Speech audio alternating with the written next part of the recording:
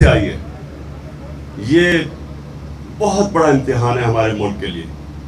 इसके लिए सारी कौम को मिलके इकट्ठा होके एक दूसरे की मदद करनी पड़ेगी। मैंने पैसे इकट्ठे किए और मैं आज बड़े फख्र से अपने पाकिस्तानियों के ऊपर फख्र करते हुए कहता हूं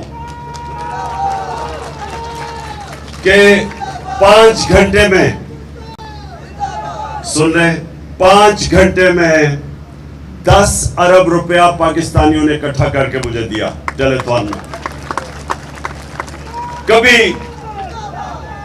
कभी इतने थोड़े वक्त पे मेरी कौम ने इतना ज्यादा पैसा नहीं दिया।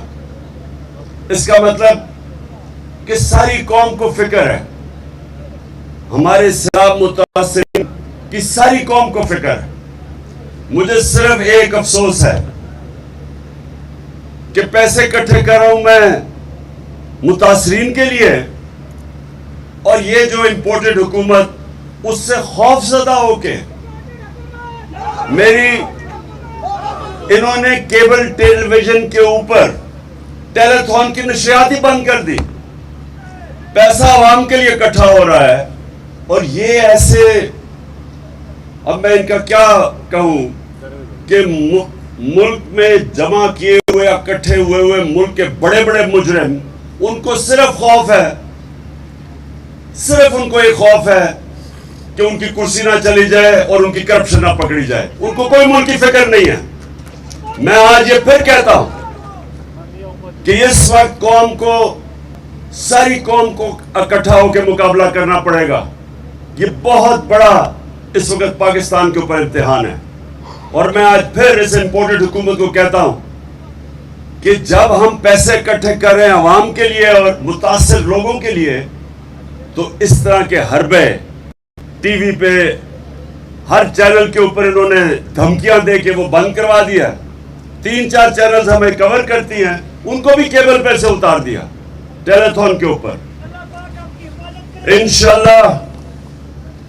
इंशाल्लाह मैं और मेरी सारी टीम, जो 2 हमारी हुकूमतें हैं, पंजाब की और पख्तूनख्वा की, हम पूरी कोशिश करेंगे अपनी कि जो भी नुकसानात हुए हम अपनी कौम के जो मुतासिर लोग हैं, हम हर तरह उनकी मदद करेंगे। क्योंकि अभी तो दूसरा इम्तिहान शुरू होगा। रिलीफ के बाद अभी इनके घर, जिसको रिहेबिलिटेशन कहते हैं, अभी इनके घर हमने ठीक करने हैं और उसके लिए हम पूरी तैयारी कर रहे हैं। और इंशाअल्लाह हम अपनी पूरी कोशिश करेंगे कि हम अपने लोगों की, मुतासरीन की जिंदगी आसान करें। मैं आज 2-3 और चीजें कहना चाहता हूं। सबसे पहले कि फेडरल गवर्नमेंट को बहुत जरूरी है कि इंडस हाईवे को, क्योंकि वो इंडस हाईवे भी मुतासर हुआ है। हमने ड्यूल कैरेज बना रहे थे जब हमारी हुकूमत साजिश के तहत इन्होंने कराई। मैं ये चाहता हूं कि वो ड्यूल कैरेज में जल्दी से जल्दी रिस्टोर करें, क्योंकि वो कनेक्ट कर सारे पाकिस्तान को, सारा मगरबी पाकिस्तान का मगरबी इलाका, बलूचिस्तान, ये सब कनेक्ट करता है। तो उसको पहले रिस्टोर करें। जो केनाल इरिगेशन है, जो सिस्टम है नहरों का, वो बड़ी बुरी तरह मुतासर हुआ है। और इसके लिए प्रोविंशियल गवर्नमेंट को तो मैंने कह दिया है, लेकिन फेडरल गवर्नमेंट को भी इसमें पूरी मदद करनी पड़ेगी, क्योंकि ये किसान बुरी तरह मुतासर हुए हैं, जो नहरें टूट गई हैं। तो ये फौरी तौर के ऊपर जो वो सिस्टम है उसको रिहेबिलिटेट किया जाए। और ड्रेन्स, और मैं सिंध के लोगों की तरफ से सिंध हुकूमत को एक पैगाम देना चाहता हूं कि अगर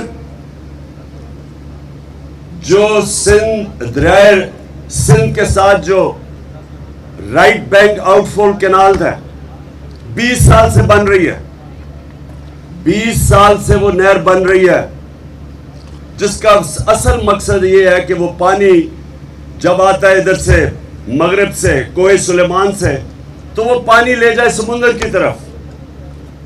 20 साल से ये नहर बन रही है। जो वफदा, हमारे दौर में वफदा ने अपना काम मुकम्मल कर लिया। सेवन तक वफदा ने 2020 में वो नहर मुकम्मल कर ली। उससे आगे लेके जानी थी सिंध हुकूमत ने, वो अभी तक नहीं उसके ऊपर काम हुआ।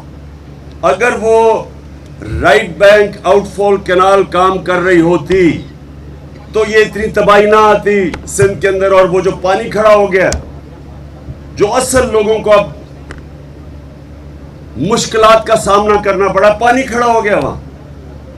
और वो पानी तब तक नहीं जाएगा जब तक ड्रेनेज सिस्टम ठीक नहीं होगा। और उस ड्रेनेज सिस्टम ठीक करने के लिए सबसे ज्यादा जरूरी है कि फौरी तौर पे काम कंप्लीट किया जाए। कौन सा?